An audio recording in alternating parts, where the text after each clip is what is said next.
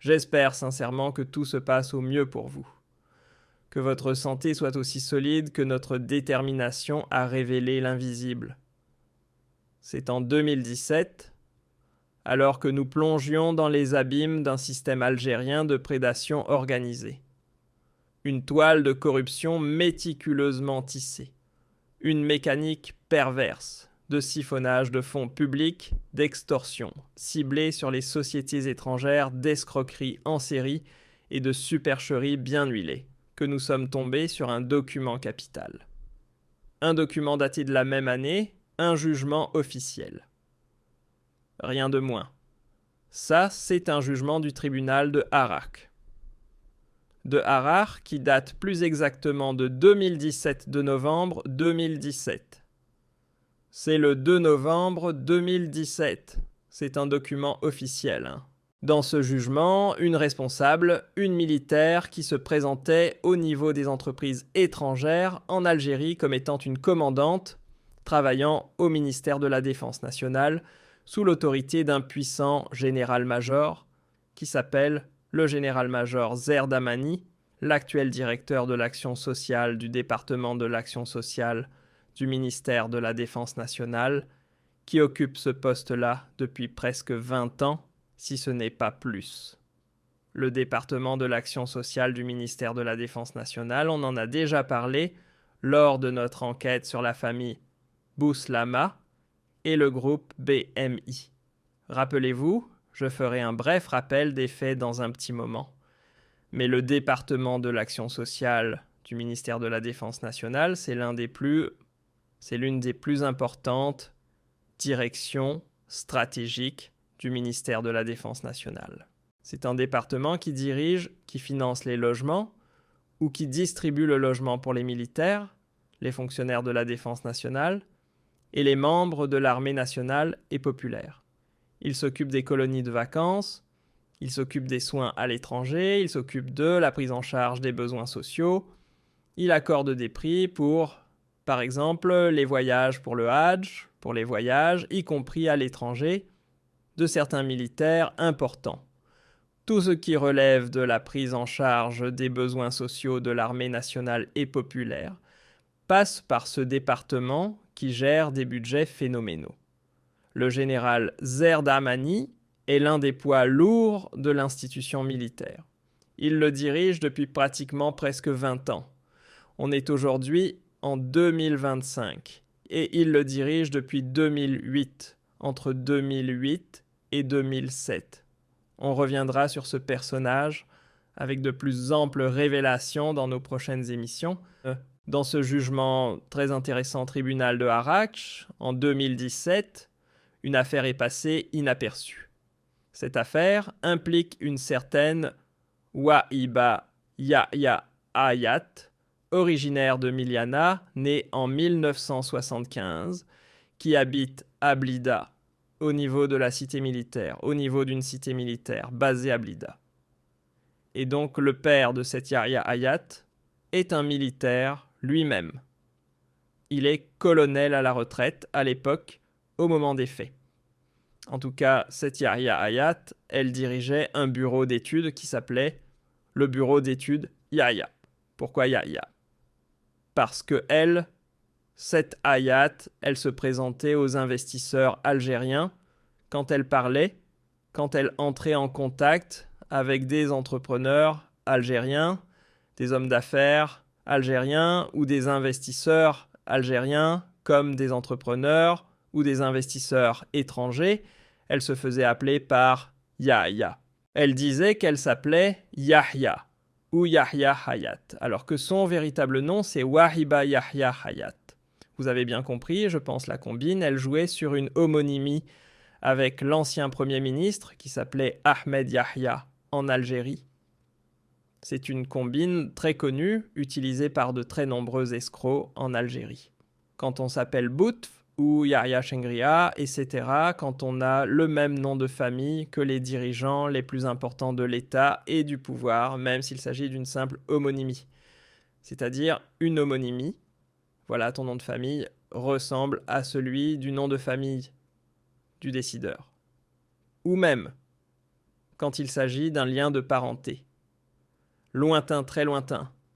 Cela n'empêche pas les escrocs d'impressionner leurs victimes, de les tromper, de les manipuler, en leur faisant croire que eux, parce qu'ils sont membres de la famille, de ce décideur ou de ces décideurs, ils peuvent régler vos problèmes, effectuer des interventions en votre faveur. Et en contrepartie, ils vous demandent qu'on des pots de vin, ils vous demandent de la corruption, ils vous demandent du bakshish, ils vous demandent des avantages. Et c'est comme ça que certains escrocs s'enrichissent. Donc cette femme, qui s'appelait Yahya Hayat, elle a utilisé le nom de famille de Yahya pour tromper ses victimes. Le tribunal de Arak, en novembre 2017, l'a condamnée à 3 ans de prison ferme. 3 ans de prison ferme, ce n'est pas moi qui le dis. C'est le document qui est sous vos yeux. Pourquoi ? Parce qu'à l'époque, entre 2015 et 2016, elle a demandé un pot de vin de 4 milliards de centimes. 40 et 1 million de dinars. 4 milliards de centimes. Bon, 4 milliards de centimes, quand même, aujourd'hui, ça vaut peut-être 280 000, dans les 200 000 euros aujourd'hui. Sauf qu'à l'époque, c'était, comme on dit, le dinar se portait nettement bien, se portait nettement mieux, et qu'il valait beaucoup plus que ce qu'il vaut aujourd'hui. 4 milliards de centimes, c'était pratiquement dans les 400 000 euros, entre 300 000 et 400 000 euros. En 2017, entre 2015, 400 000 euros pratiquement. C'est dans les 400 000 euros. Le change était nettement favorable au dinar à l'époque. Le taux de change n'était pas aussi chaotique, catastrophique qu'aujourd'hui. À qui elle a demandé ce pot de vin ? Elle l'a demandé à une société turque qui s'appelle Buhar Inchet. Buhar Inchet, dont le gérant s'appelle Göknazir. Le document, un autre document officiel que nous avons récupéré lors de nos investigations. Buhar Inchet, c'est une entreprise turque qui travaillait en Algérie et qui devait réaliser... Elle réalisait déjà plusieurs sites, plusieurs logements en Algérie. Elle a commencé par réaliser des logements dans la nouvelle ville de Massinissa Constantine. Elle a réalisé des logements d'une résidence qui s'appelle Al-Bazatin à Boumerdes. Elle a été choisie fin novembre 2013, comme le démontre ce document, pour réaliser un projet dont le maître d'ouvrage est Housing Company ou Promotion, je vous en parlerai. Depuis fin novembre 2013, elle devait réaliser un projet de 1400 et quelques logements. 1431, je crois pour être plus précis, ou 1432. Je vous donnerai les chiffres. On en a déjà parlé, mais je vous répéterai les chiffres tout à l'heure. 1400 logements et quelques au profit du ministère de la Défense nationale.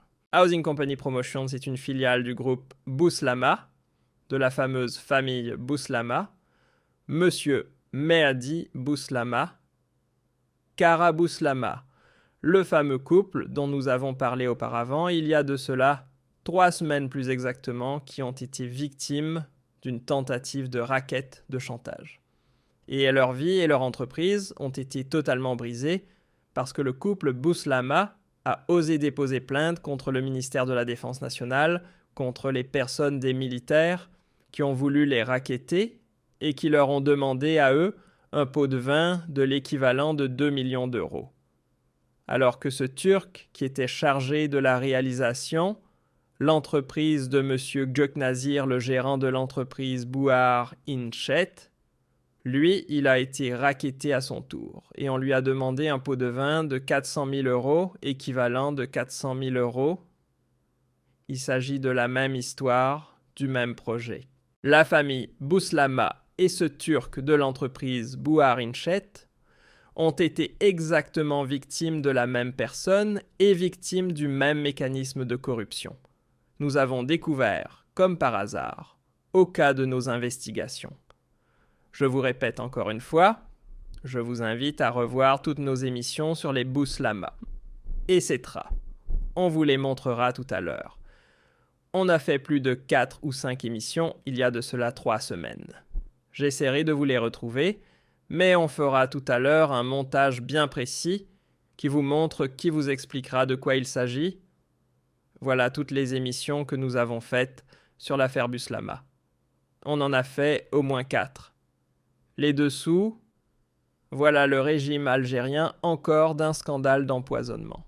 C'est de cela un mois plus exactement, c'était le 15 novembre 2025. Le régime algérien encore un scandale d'empoisonnement au Conseil des droits de l'homme de l'Organisation des Nations Unies à Genève. Ça, c'était la première émission et l'une de nos émissions aussi. On a fait 4 ou 5 émissions quand la sécurité militaire persécute un avocat à Alger pour étouffer un grand scandale de corruption. C'était aussi le 16 novembre 2025. Durant toutes les 2 dernières semaines du mois de novembre, on avait lancé de grandes enquêtes sur la famille Bouslama, qui, je rappelle, est un groupe d'entrepreneurs qui possédait le groupe BMI, spécialisé dans l'impression bancaire, dans la propre fabrication de chèques pour les banques, les bandes de trésorerie et les cartes bancaires, et qui avait aussi une filiale qui s'appelait Housing Company Promotion, spécialisée dans la promotion immobilière, je dis bien spécialisée dans la promotion immobilière. Et il devait réaliser en 2012 un projet avec le ministère de l'Éducation nationale et le syndicat national des travailleurs du ministère de l'Éducation nationale pour construire plus de 1200 logements. Et c'est cette Ihya Hayat qui s'est présentée dans les locaux de leur bureau pour leur dire « Voilà, je travaille pour le ministère de la Défense nationale et nous voulons reprendre votre terrain d'une 15aine d'hectares à Boud pour vous proposer la réalisation d'un projet clé en main au ministère de la Défense nationale et à leurs travailleurs. Et c'est un projet qui est important. » Cette Hayat, c'est la même qui a demandé un pot de vin de 400 000 € à l'entreprise turque Inşaat Buhar Inşaat. Et c'est la même qui a demandé donc un pot de vin au groupe Buslama de l'équivalent de 2 millions d'euros. Sauf que la plainte des Bouslama n'a jamais abouti à une quelconque condamnation de Hayat Ihya, qui s'appelait Hayat, mais que le Turc a réussi. La plainte déposée par l'entrepreneur et investisseur turc, il n'est plus entrepreneur, il prend des marchés en Algérie, il n'investit pas vraiment son argent. Inşaat Buhar a réalisé des projets de logement comme plusieurs autres entreprises turques importantes qui ont investi ou qui sont implantés en Algérie. 3 ans de prison ferme depuis 2017. Et le jugement explique clairement comment cette supposée commandante, qui travaille pour l'armée ministère de la Défense nationale, a donc voulu racketter pour l'équivalent de 400 000 € cette entreprise. Elle a été condamnée à 3 ans de prison ferme pour escroquerie, et elle a été condamnée aussi à rembourser, à payer l'équivalent de 2 milliards de centimes, l'équivalent à l'époque de 150 000, presque de 180 000 € à cette entreprise turque. Sauf que cette personne, qui est qualifiée par la justice algérienne elle-même comme escroc, comme une arnaqueuse, elle travaillait officiellement pour le ministère de la Défense nationale et elle parlait au nom du général-major Rahmani. Donc comment se fait-il que le ministère de la Défense nationale n'a jamais ouvert une enquête sur cette personne? La preuve qu'elle était puissante, c'est quand elle s'était présentée, regardez, le projet en 2012, en juillet 2012, devait profiter au ministère de l'Éducation nationale. Ça, c'est une convention signée entre le syndicat national des travailleurs de l'éducation et le groupe BMI International, le promoteur groupe BMI International. Cette convention, elle devait leur permettre à ces travailleurs du ministère de l'Éducation nationale de gagner, ou plutôt de profiter, d'habiter dans des logements neufs qui devaient être construits, les appartements, les logements qui devaient être construits entre 2012 et 2014. La commandante, elle se présente dans leur bureau, elle leur ramène ce document qui est censé être confidentiel, qui normalement est lu uniquement par le ministère de l'Éducation nationale et l'entreprise privée. Elle leur a ramené ce document, elle leur a ramené même un deuxième document. Regardez ce document, c'est une convention entre le ministère de la Défense nationale et la Caisse nationale de prévoyance, qui est un organisme de l'État et qui permet de financer des logements pour des militaires. Ça, ce sont des documents internes au ministère de l'Éducation nationale, internes au ministère de la Défense nationale. Et pourtant, cette escroc, elle a créé un bureau d'études qui s'appelait le bureau d'études Ouya, dont nous n'avons jamais retrouvé les traces. Et pourtant, ce bureau d'études était agréé par la direction des affaires sociales du ministère de la Défense nationale. Il a été agréé, accrédité. En plus, il a été validé. On lui a validé des projets, c'est-à-dire, elle a opéré, elle a pris des projets au nom du ministère de la Défense nationale. En plus, elle accédait aux élections les plus importantes de tout l'ensemble des ministres du gouvernement algérien, puisqu'elle arrivait à obtenir des documents importants de leur service, des documents qui sont censés être confidentiels, du moins les documents qui sont internes aux directions de ces ministères. Donc ce n'est pas n'importe qui peut prendre des documents internes du ministère de la Défense nationale et des documents internes du ministère de l'Éducation nationale. Donc elle était parrainée, bien introduite, et elle avait le cachet.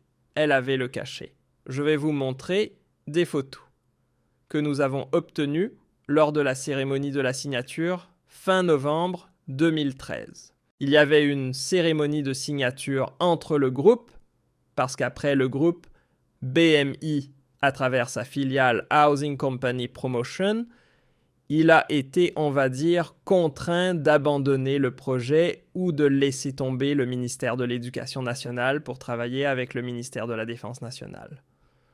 Cette personne, qui selon la justice algérienne, elle-même, encore une fois, est une escroc, elle a réussi à saboter, à arrêter tout un projet entre l'entreprise privée et un organisme de l'éducation du ministère de l'Éducation nationale, pourtant régenté par une convention d'études et de réalisation, donc un accord officiel qui était signé, et elle impose le ministère de la Défense nationale sur le site de Boud, pour que les futurs logements soient accordés en priorité aux travailleurs ou militaires. Une cérémonie officielle lors de cette attribution provisoire. Ça, c'est un document qui démontre l'attribution de la réalisation de ce projet, de Boud Projet Immobilier Boud, à la société turque, société à responsabilité limitée, Bohar Inşaat. C'était fin novembre, voilà le 24 novembre 2023. Il y avait une cérémonie, je vais vous montrer les photos. Il y avait une cérémonie, nous avons obtenu des photos. Il y avait une cérémonie officielle. Qui s'est déroulée au Hilton d'Alger. Voilà. Cérémonie officielle, elle est là. Vous la voyez ici avec l'écharpe de l'Algérie Hayat, encore une fois, au milieu du patron d'entreprise algérienne, BMI Promotion Mahdi Bouslama, et l'autre le gérant turc, Gog Nazir de Bohar Inşaat. Donc, pour assister à la cérémonie officielle de la signature du contrat, pour la réalisation de 1400 et quelques logements en faveur du ministère de la Défense nationale, cet escroc, reconnu comme escroc, l'escroc et l'arnaque par la justice algérienne, par le tribunal de Harrach 3 ans plus tôt, elle représentait le ministère de la Défense nationale en tant que bureau d'études agréé et reconnu par la direction de l'action sociale et par le ministère de la Défense nationale lui-même pour valider la réalisation du marché de 1432 logements.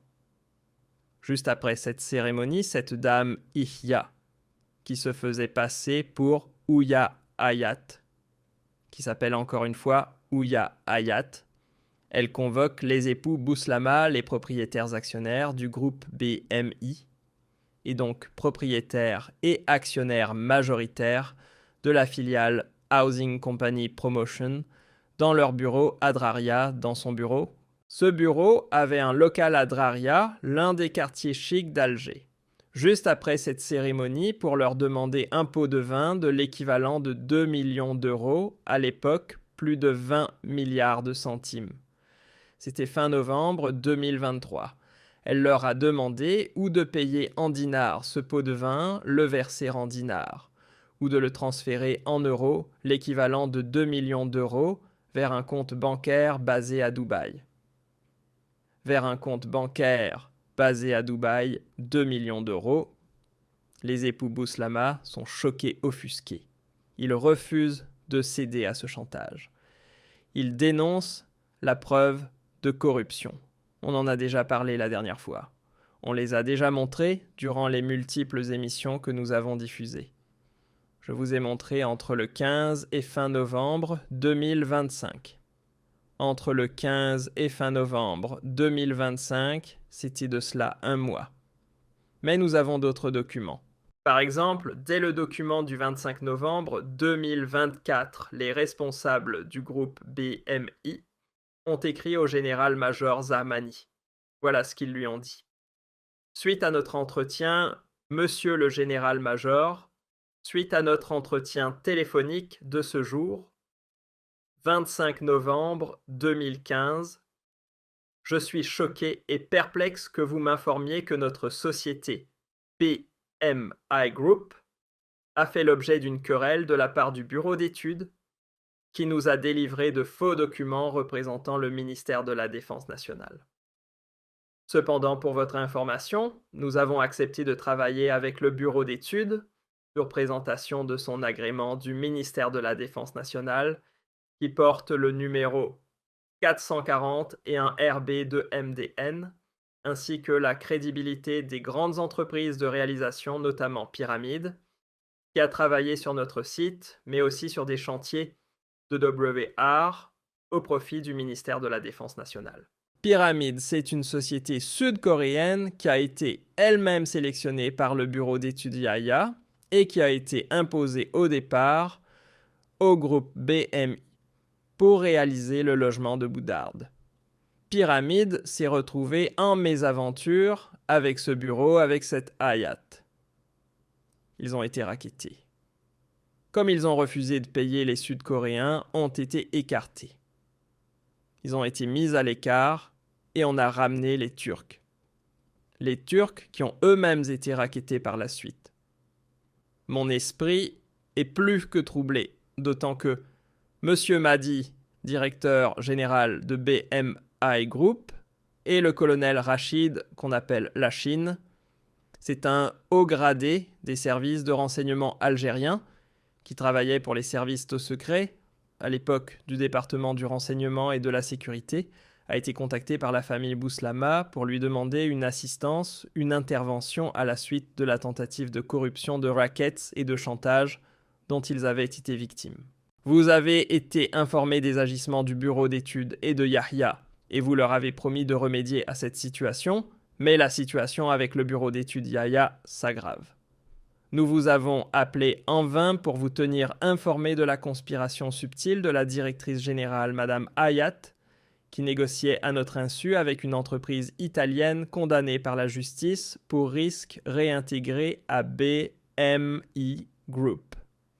Après 6 mois de collaboration avec le bureau d'études, Madame Yahya, prétextant les indus occupants des Italiens, conseillait de leur remettre 20 milliards de dollars et d'arrêter les poursuites judiciaires à leur encontre pour pouvoir continuer le projet. Nous n'arrivons pas à vous joindre pour vous expliquer encore cet agissement perfide de la part du bureau d'études Yahya.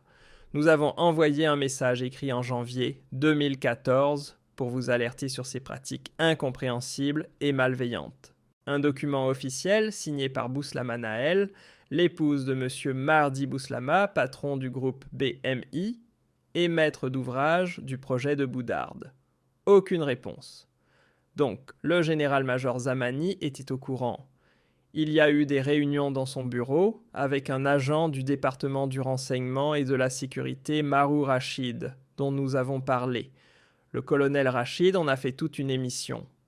Sur lui, il avait rédigé un document, un témoignage pour la famille Bouslama, qui a été donné au Conseil des droits de l'homme de l'Organisation des Nations Unies. Parce que la famille Bouslama, après avoir épuisé toutes les voies légales et judiciaires en Algérie, a saisi le Conseil des droits de l'homme de l'Organisation des Nations Unies pour dénoncer l'État algérien qui n'a rien voulu faire pour les protéger et protéger à la fois leur entreprise qui maintenant a été placée en faillite, qui a été placée en liquidation, et leur vie privée, puisque l'épouse Madame Karima Bouslama a été victime d'une tentative d'assassinat par empoisonnement fin 2017. Les émissions que nous avons réalisées sur le colonel Rachid, vous pouvez les revoir. Elles datent de 4 semaines plus exactement, avec les documents, avec le témoignage que monsieur le colonel Rachid, qui est mort en 2021, avait laissé à titre posthume à la famille Bouslama pour leur bataille judiciaire en Algérie et pour leur bataille judiciaire par la suite en France et devant le Conseil des droits de l'homme. Bon, en France, ça n'a rien abouti. On en parlera plus tard. Même la justice française n'a rien voulu faire. Voilà, il est décédé fin novembre 2024 à Alger, des suites de complications très graves d'un cancer du poumon. Nous avons tout raconté dans cette émission que je vous invite à revoir. Donc, ce qui est troublant, je vous ai montré tous les documents. La justice algérienne elle-même dénonce et condamne une escroc, voilà, une arnaqueuse, mais qui a pourtant travaillé officiellement pour le ministère de la Défense nationale et qui avait un bureau d'études fantomatique qui a été agréé et accrédité par les autorités du ministère de la Défense nationale. Cette dame, nous sommes en 2025, n'a jamais été retrouvée. Elle n'a jamais été incarcérée. La justice algérienne aurait dit qu'elle aurait lancé un mandat d'arrêt international. Nous n'avons jamais trouvé la moindre trace d'un mandat d'arrêt international. Cette affaire démontre et dévoile les pratiques les plus sombres des milieux affairistes et des milieux les plus véreux de la corruption en Algérie. On prend des personnages sombres et mystérieux, on leur permet de créer des bureaux d'études, on leur donne des accréditations, des agréments, et on les utilise comme principaux intermédiaires auprès des entreprises étrangères afin de les racketter ou auprès des entreprises nationales afin de ramasser les pots de vin. Les plus hauts responsables du ministère de la Défense nationale ont été informés au courant. Ils ont été informés, ils ont été alertés, comme le général-major Zamani, qui est toujours au pouvoir aujourd'hui au même département, au niveau du ministère de la Défense nationale, et ils n'ont jamais rien voulu faire.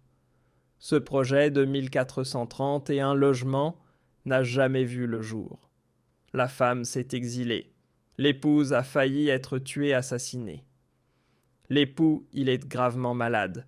Il a failli mourir lui aussi à cause de tous les désagréments et les malheurs qu'ils ont subis. Et la dame Yaya, elle a disparu.